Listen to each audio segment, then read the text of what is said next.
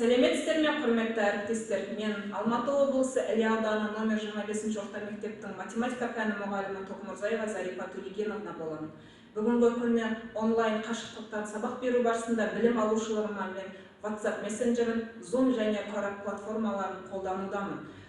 WhatsApp мессенджері арқылы түрлі платформалардың және сайттардың сілтемелерін жіберемін. Ал Zoom платформасында есептердің шығару жолдарын талдай отырып, оқушылардың, білім алушылардың қате кемшіліктерін түзетеміз және пікір алмасамыз. Осыдан кейін оқушылар қате кемшіліктерін түзете отырып, есепті шығарып, дәптеріне маған WhatsApp желісі арқылы жібереді. Ал Кораб платформасының артықшылығына келетін болсақ, бұл жерде алдымен түрлі ақпараттарды беруіне болады және де әртүрлі типтегі тапсырмаларды жіберуіне болады. Әртүрлі типтегі тапсырмаларға тест, ашық сұрақ, ретімен орналастыру және бос орындарды толтыру сияқты түрлі тапсырмалар бар. Және де бұл жерде кері байланыс жасауға болады.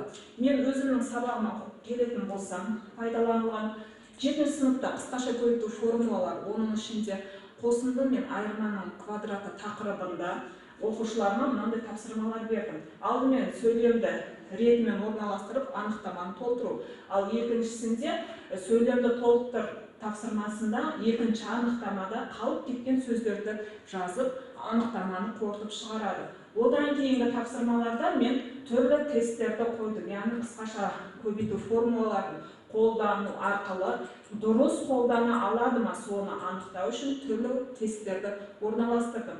Бұл платформаның артықшылығы, бұл жерде тапсырмаларға егер оқушы дұрыс орындаса, жарайсың, ақылдым деген сияқты түрлі комментария қалдыруға болады. Ал қате жауап берсе де, оған қате жауапқа мұқият бол немесе басқа да ескерту сөздерін қалдыруға болады. Ал білім алушылардың жетістіктерін, бағаларын білу үшін мониторингке кіріп, осы сабақтан әр оқушы қанша балл алып, қанша тапсырған білуге болады.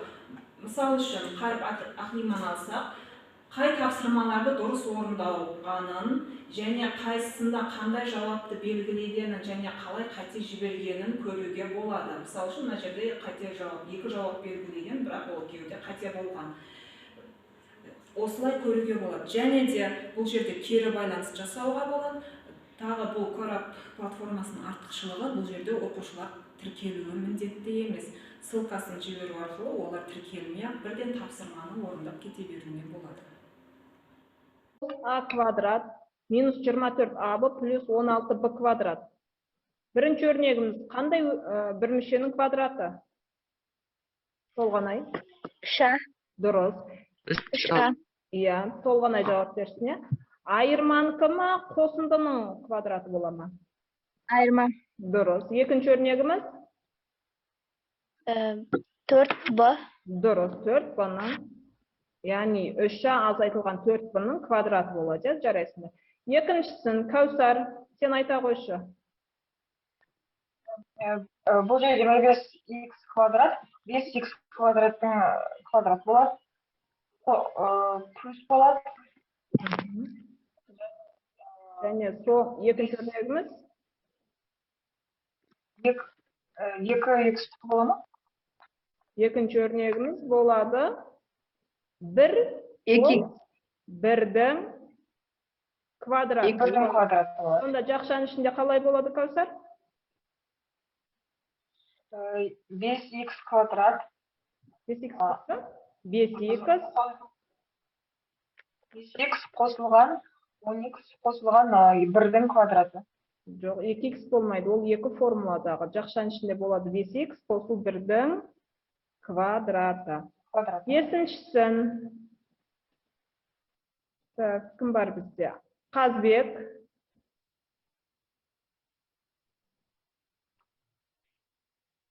Бұнда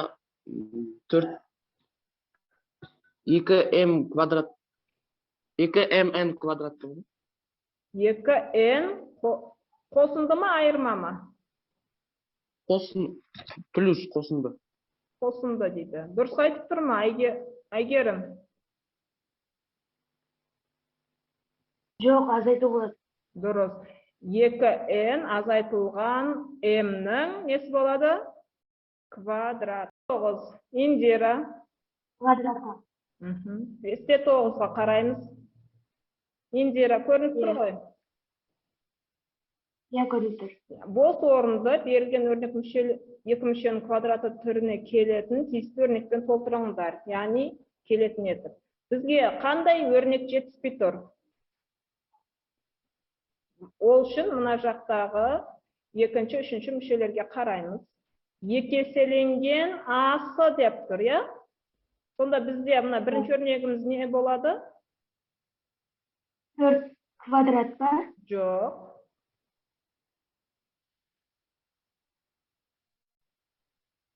Тост 6х квадрат па?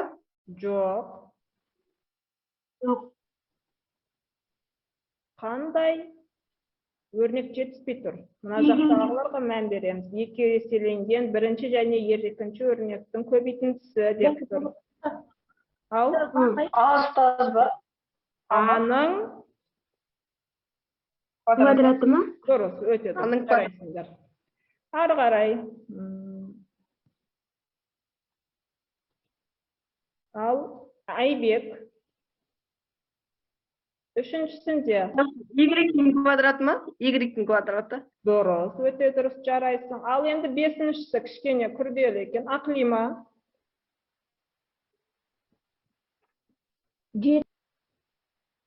Даусың өшіп Тост қалды. мен жауап берсем болады ма?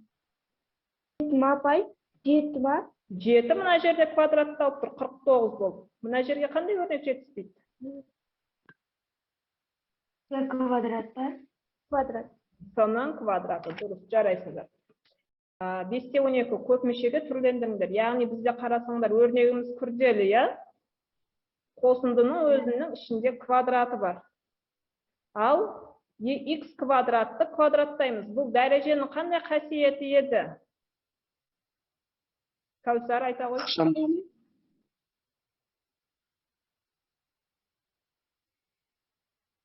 Дәреженің қандай қасиеті? Дәреженің қасиетін бойынша бұл дәрежелер не істелінеді? Толғанай. Ақлима. Қосылады. Дәрежелер қосыла ма? Дәреженің қасиеті, дәреженің дәрежесі болғанда? Ықшам бола ма? Көбейтілмеді. Көбейтіледі, дұрыс. Міне, мына формулаға саламыз, я, екі еселенген бірінші өрнегіміз, екінші өрнегіміз көбейтіндісі қосу 3y-дің квадраты. Ал енді біздің көбейткенде, енді 3y-дің квадраты. Бұл көбейткіштерді не істейді? Әр қайсысы дәрежеленеді, я? Ал енді үшінші есепке қарасаңдар, дұрыс па екен?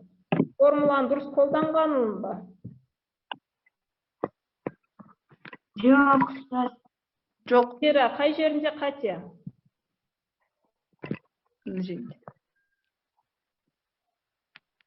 Айгерім, қай жерінде? Минус емес. Қосу болу керек, апай. Қосу. Қай жерінде қосу болады? Көбейт. Минус 2 деп тұр ғой сол шетте. Мына жер қосу дейді. Айгерім, даусың естілмейді. 5n-нен кейін қосу 5n квадраты болады. Яғни, үшінші мүшенің алдында қосу